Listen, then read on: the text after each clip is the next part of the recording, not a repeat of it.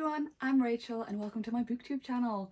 I have been meaning to start a booktube for at least 10 years now, literally since I was in secondary school, so I just thought now is finally time to take the plunge and hope you enjoy what you see. Today I'm going to be starting with the booktube newbie tag, just so you can get to know me a little bit, get to know my reading taste, my habits, what kind of genres and what kind of books are my favourite, and yeah, I'm super excited, so let's get started. First question is books that got me into reading. Now, I have read literally my entire life. My parents started reading like very scientific based non-fiction to me. I was such a dinosaur girl, I was such a space girl. I had a book called Secrets of the Earth that my dad used to just like to test me on all the rocks within it, but it was only during sort of primary and junior school where I actually started reading fiction, and you could already see my tastes kind of being laid out in what I used to pick up back then. So for example, I used to love the Ingo series by Helen Dunmore. This book was so much fun. I used to go into the sea or into pools and pretend to be a mermaid and just like take the water in my mouth, which is how they turn into mermaids in the book. It was so silly, it was so stupid, but I absolutely loved this series. I also love The 13 Secrets by Michelle Harris. Her most recent middle grade series, The Pinch of Magic, is probably her more famous now, but this series absolutely slaps. If you love middle grade and you love fae, tricksy fae kind of stories with conniving, evil otherworlds and mischievous little creatures, I would 100% recommend this. It was so good. I still stand by this today. And a couple other books I loved were Savvy and The Girl Who Could Fly. I can't remember who either of the authors are for these, but I just remember basically if there was a magical girl in it, I was invested. Because I used to have to sit in this horrible childminders after school in junior school, which I hated, and I would literally not speak to anyone, and I would just sit in the corner and read books for 2 hours until my parents come and pick me up. So this was all I devoured back in the day. So many others that I can't even remember now. And then I think I fell into the trap that a lot of people seem to fall into, which is stopping reading between sort of the ages of like 10, 11 and maybe like 14, 15. I don't know whether this is just a phenomenon in the UK, but most people I know just had like a little lull in reading during like year 7, 8 and 9. But I did still pick up and was very much in the trenches for the YA dystopian craze. So obviously I was reading The Hunger Games, I was reading Divergent, I did throw Allegiant across the room when that first came out, when I read it entirely in one day on the release day, because I hated that book, obviously. Still reading on and off a little bit, but then it wasn't until I picked up in sixth form The Final Empire by Brandon Sanderson that I truly skyrocketed in my reading. This was my first adult epic fantasy and I was absolutely enthralled from page one. I devoured this series, and by the third one, the ending, I was absolutely shook. I am still, I think, chasing the high from the third and final book in the series, because I don't even think I've read an ending that is so impactful as the ending of that series. I was obsessed. I still am. I probably need to reread it soon because it has been probably plus 10 years now, but that was just so incredible.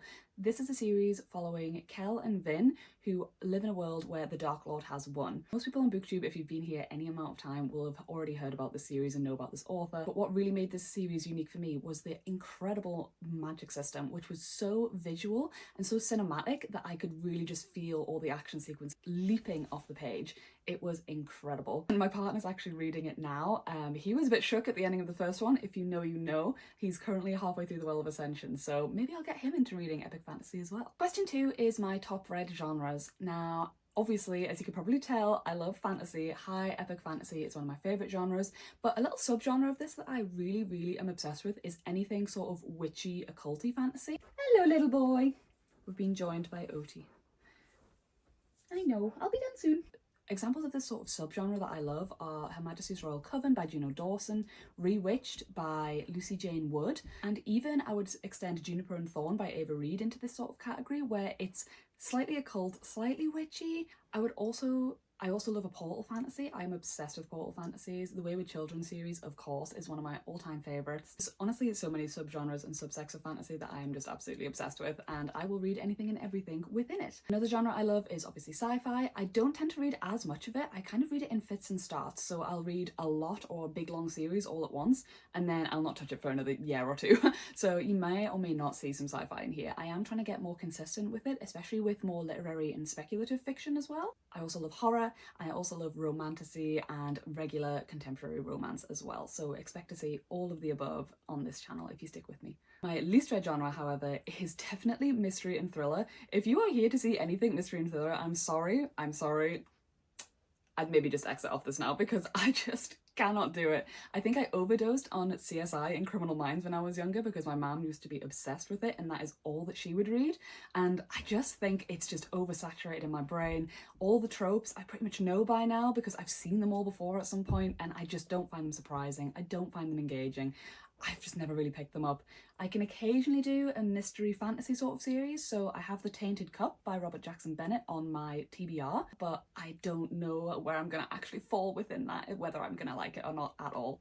But we'll see. Everyone has their weaknesses, everyone has their hits, everyone has their misses, so maybe, I don't know, maybe one day I will really get into it and I will just decide to absolutely love it. I think currently the only mystery thriller that I've ever actually read and enjoyed was In My Dreams I Hold a Knife, which I did actually really enjoy. I love this book. However, I almost feel like it falls more into dark academia, and dark academia I can get behind. It does have that sort of mystery thriller aspect. I just love an academic setting. So basically you will see pretty much everything from me apart from crime.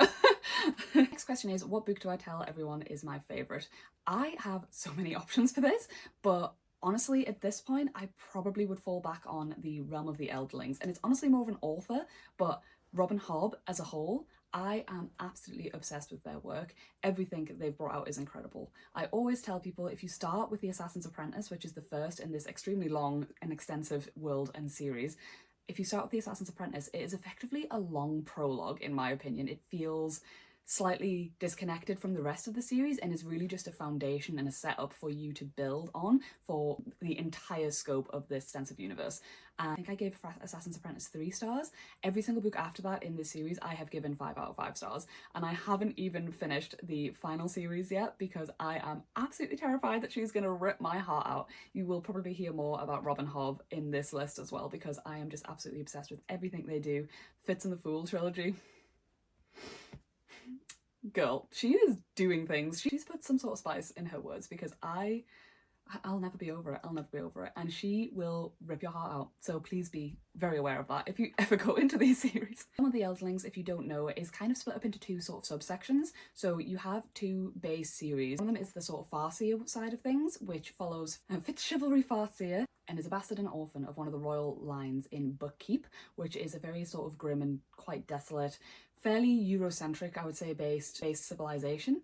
And you follow him as he grows up, as he's apprenticed by the stable master Burrich, and as he develops lots of family ties, as he develops his magic, which he has inherited from the royal line, but also some animal-based magic, which he has inherited from a separate line, which can cause a lot of tension within the court politics of this area. And because he is in such a unique position, he is apprenticed to be the assassin for the royal line. And it is just absolutely incredible. The other side of the Realm of the Elderlings follows the live ship traders, the country and area of this world that is set much further south, I would say. It's a lot warmer, it's a lot different sort of climate based, and it follows a family of merchant traders who have these ships that are called live ships, and they are made out of wood that comes to life. So this wood can speak to you, this wood can articulate, this wood can guide itself when it is made into a boat, but 3 generations of your family must have died on that boat for it to gain this sort of sentience. And this follows Althea and a whole of a slew of characters, where half of the Realm of the Elderlings is single POV pretty much, just from Fritz's perspective.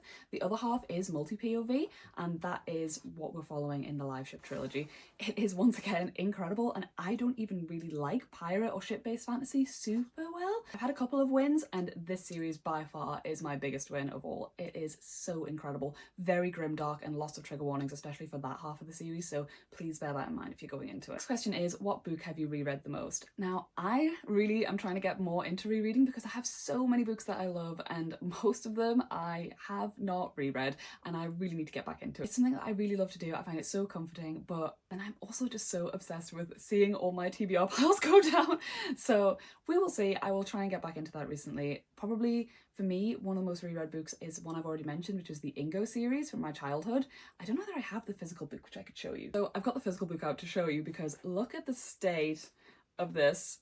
I don't know whether you can see that on the camera, but I have probably reread this 5 or 6 times when I was younger. I used to be obsessed, like I said. It has been on holidays, it has been dropped in water, it is absolutely rotten. So it was one of my favourite series of all time when I was a kid, and back then I feel like I had less variety of books and less options in that, so I did tend to gravitate towards ones that I already knew and loved a lot more than I do today. Next question is a book that everyone loved but you didn't. Now, I'm going to be really controversial here and probably say Legends and Lattes by Travis Baldree. I really did not enjoy this book, and don't get me wrong, I absolutely love a cozy fantasy. However, I think I've discovered that I really need a strong plot and character thread to run through a cozy fantasy, which I know might sound quite contrary, but personally, I don't think cozy vibes are made up from having no stakes. I think cozy vibes are all to do with atmosphere, how the character interacts with the plot. I think there's a sort of levity that needs to be had in a cozy fantasy to have that cozy energy, but I don't think that that means that nothing can happen and nothing should happen.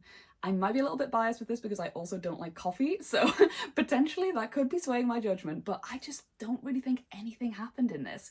This follows an orc as she lives her life of a campaigning sort of mercenary behind, and she wants to set up a coffee shop in a small fantasy town, and I said nothing really happens, and I do need some sort of stakes, I do need some sort of plot. Loads of people were going on about this lovely female-female romance that occurs in here.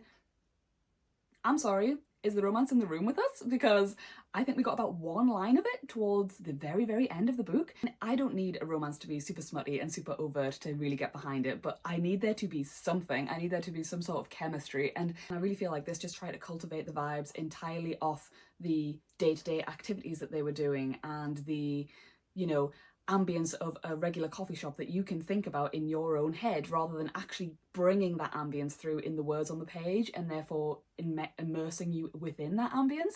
And therefore I just didn't find it cozy. I didn't really find it enjoyable. I didn't like any of the characters. I am sorry. If you like cozy fantasy though, I do, like I said, really love cozy fantasy, and if you also didn't like this, I do have other recommendations and options for you that I will probably talk about on this channel at some point, because I am so passionate about the fact that cozy fantasy does not mean no stakes. Cozy fantasy does not mean no plot, no action, no nothing. Cozy fantasy is about the vibes, it's about the ambience, it's about how the character interacts with the plot. So yeah, please look forward to those. We do have lots of recommendations for cozy fantasy that is actually good. Sorry. Another controversial book that I didn't like is actually a classic, and it is Dracula.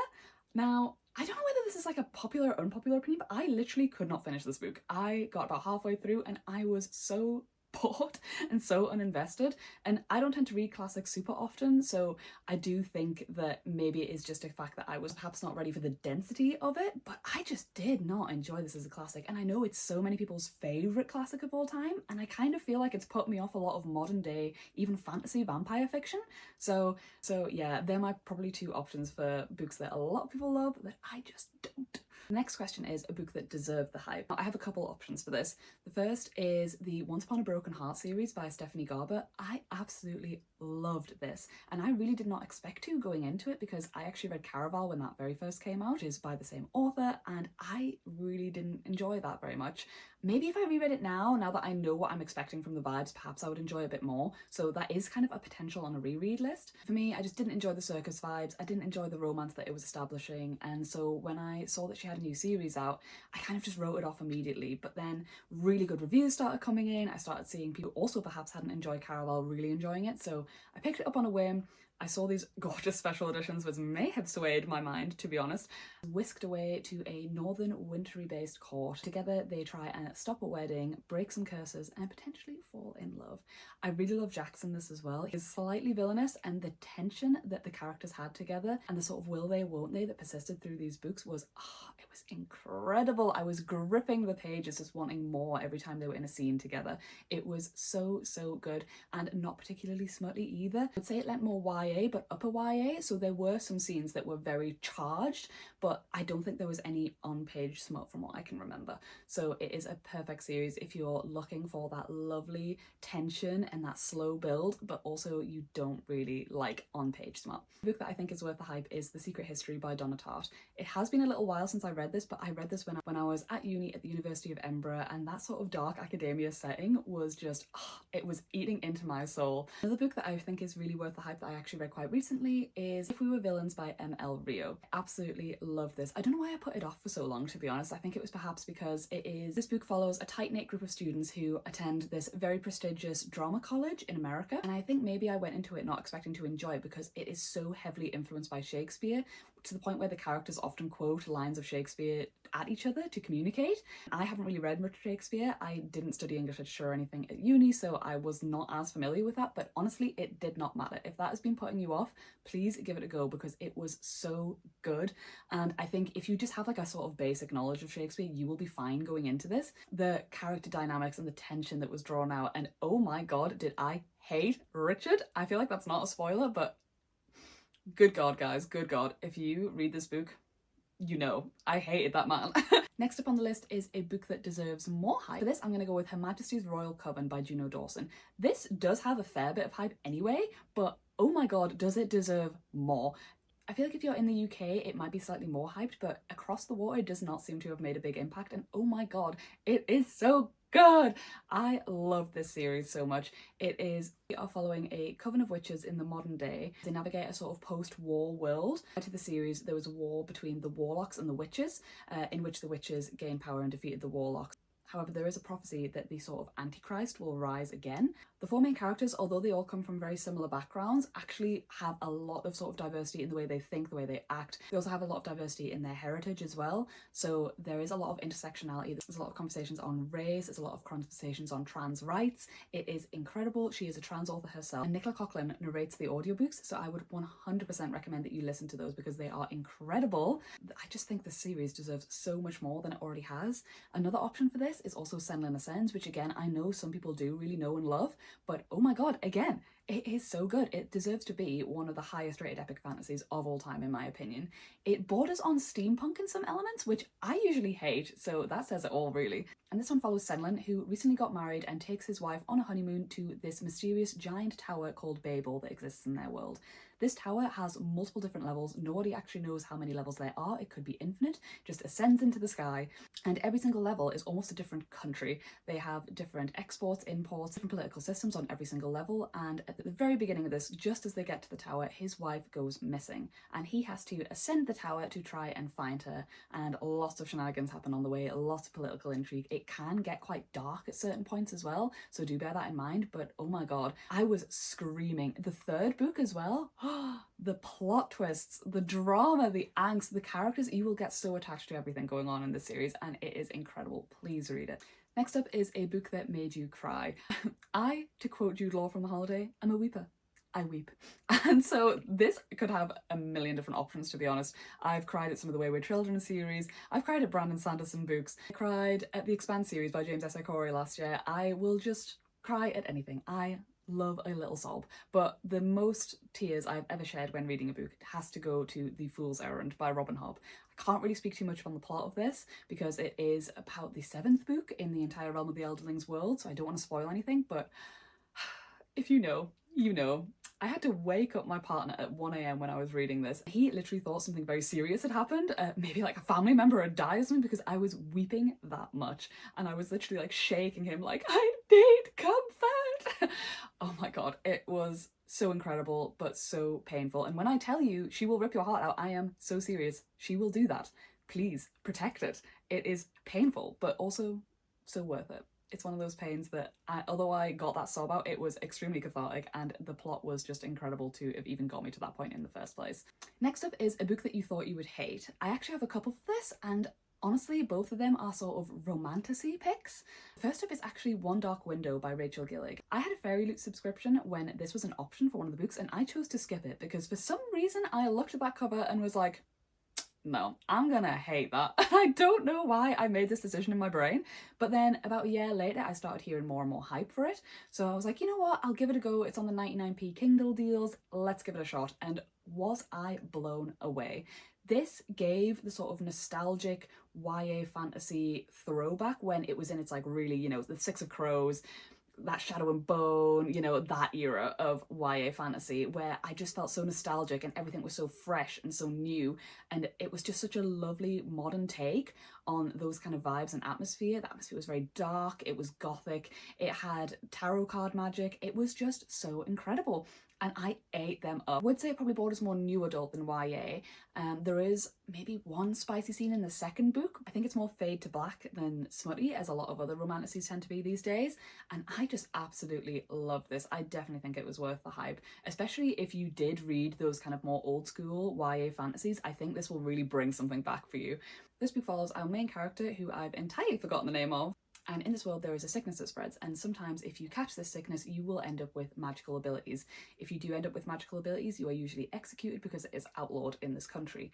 However, our main character had this sickness and recovered, and has thus far not exhibited any magical abilities, so has been spared this. Her father is quite high up in the sort of courtly politics that they have, so he is actually disguising the fact that although she doesn't have powers, she does have a monster or a nightmare that speaks in her head at all times.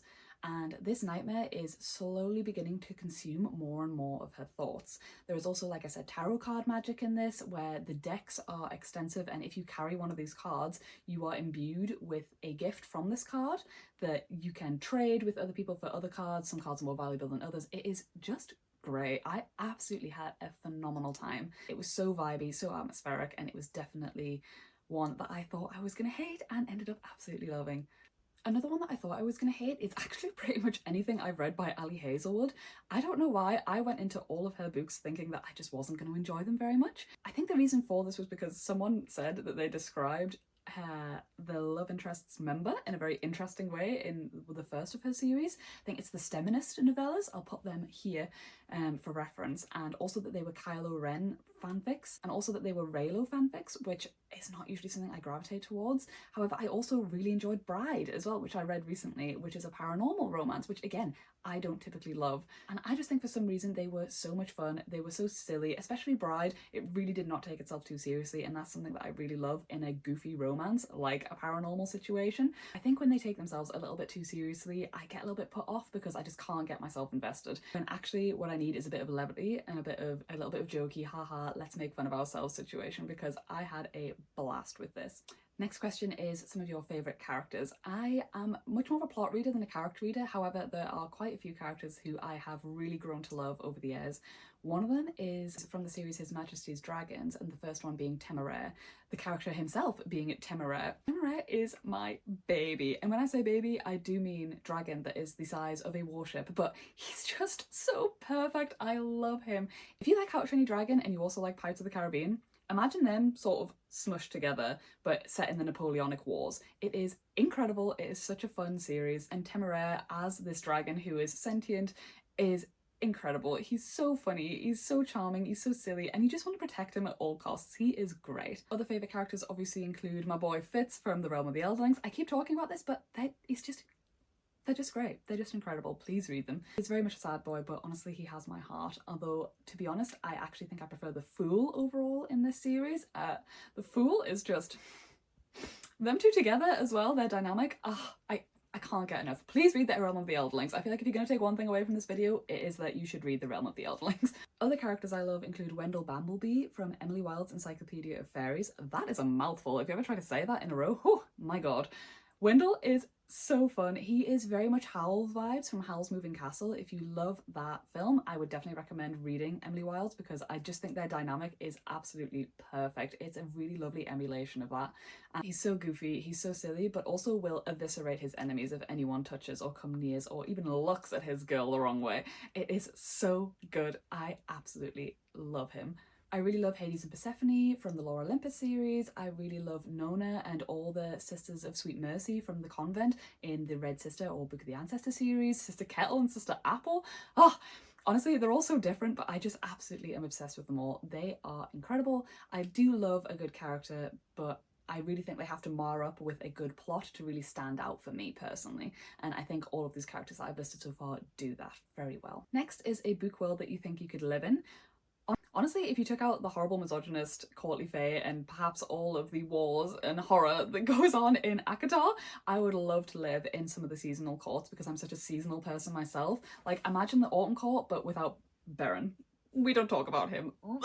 I absolutely love the idea of being able to travel to any season at any time. Like that would be incredible for me. Another is, again, just like Emily Wilde's Encyclopedia of Fairies. I feel like this is pretty low stakes because it is a very similar world to the world that we live in, except it's basically a world about 100 years ago with very little to no misogyny, in which a woman can become a leading academic scholar, and also fairies and folk exist. And I just think that would be incredible. If I lived in this world, I would be Emily Wilde. I would be that much of an in-depth scholar. I am obsessed with her character. I love the route it takes, and I just think that would be a great world to live in as someone who loves to study fae and folk and creatures of all sorts. And imagine if they were real.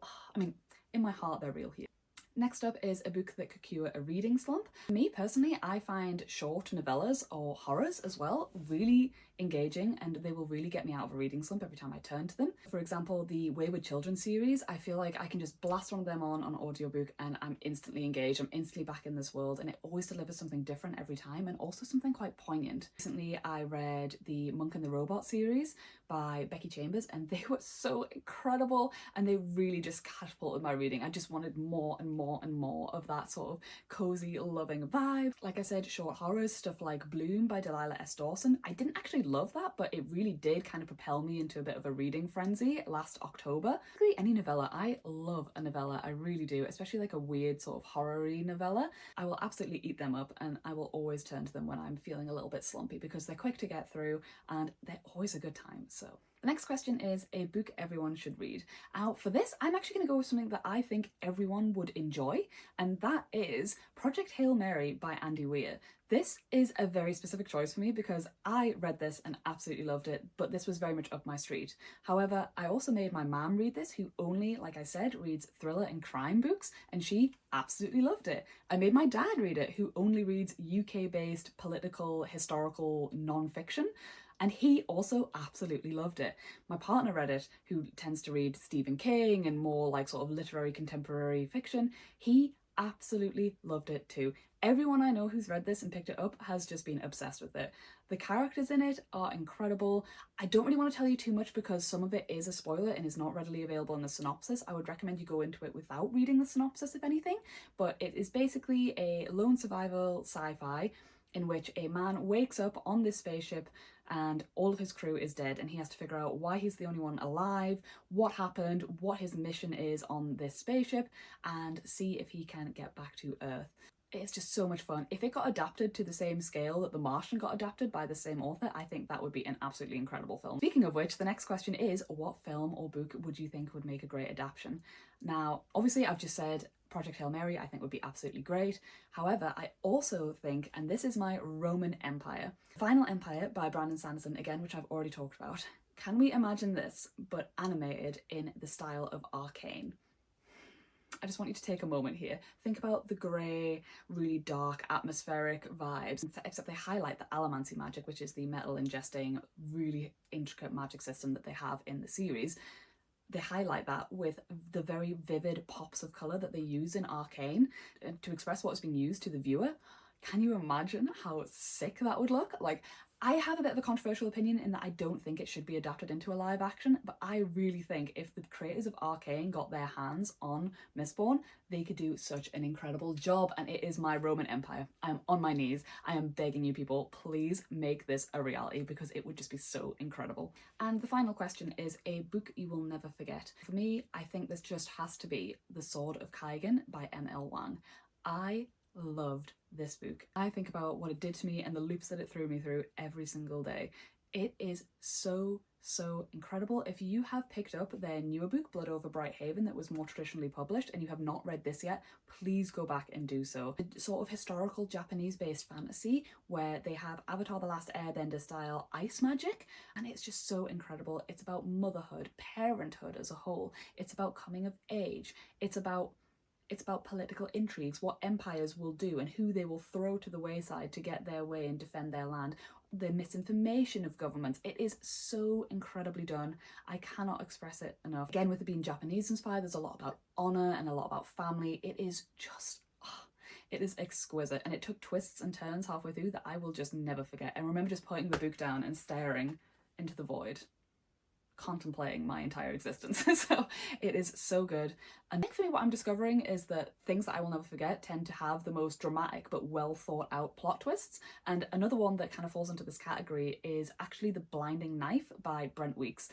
This series is a little bit male gazy, it's a little bit outdated, there is a little bit of fat phobia in it. However, I absolutely ate this plot up. It was so fast paced. The world building and the magic system, which is based on colours. If you can wield more than one colour, you have a special gift. There was a prism who can wield all the colours. Each colour kind of signifies and is able to do a different thing. It is really well thought out, really well constructed. Really Brandon Sanderson level of magic construction, to be honest. And the plot twists, oh my god. I have made one of my friends in Scotland read this recently, and I keep getting Snapchats of him being like, what just happened? What just happened? Oh my god, they're a genius. And it's true. This man Brent Weeks went so hard with these plot twists, and none of them were just shocking for shock's sake. I can't really talk too much about this one because it's actually the second in the series, but none of them were shocking for shock's sake. It was just everything falling into place, you just being like, oh my god, I can't believe this man is an evil genius, and they do continue throughout the series. The best, though, in my opinion, were in the second one. There were some revelations in this that absolutely threw me. I remember listening to them on audiobooks, which also were pretty good, to be honest, and I would recommend those. And I was walking along the street and I just stopped, and my jaw just dropped. I was just like, in the middle of the street, because it was that engaging and that incredible and that awestruck. It was so good. And if you have any book series or recommendations for more plot twists like this, please let me know, because I am always on the hunt for them. And that's it. Thank you so much for watching my booktube newbie tag. I really hope you choose to stick around. Please leave me some comments saying what you recommend, what you agree with, what you disagree with. I'm hoping in terms of this channel as a whole that I will be posting maybe once or twice a week. I'm hoping to start doing some reading vlogs with some really interesting sort of prompt content for that, because I do have a massive TBR which I need to get down. I'm hoping to maybe do some sort of unhauls, read it or unhauls. There's going to be lots going on. I just really want to talk about books with a wider audience, because to be honest, no one in my real life reads the type of books that I read or as much as I read. And so I just really want to, you know, expand out into the world. I'm also a tattoo artist, so in these vlogs you'll probably see my day-to-day life when it comes to that as well. So please keep an eye for everything, and I will see you very soon, hopefully. Thank you so much for watching, and bye!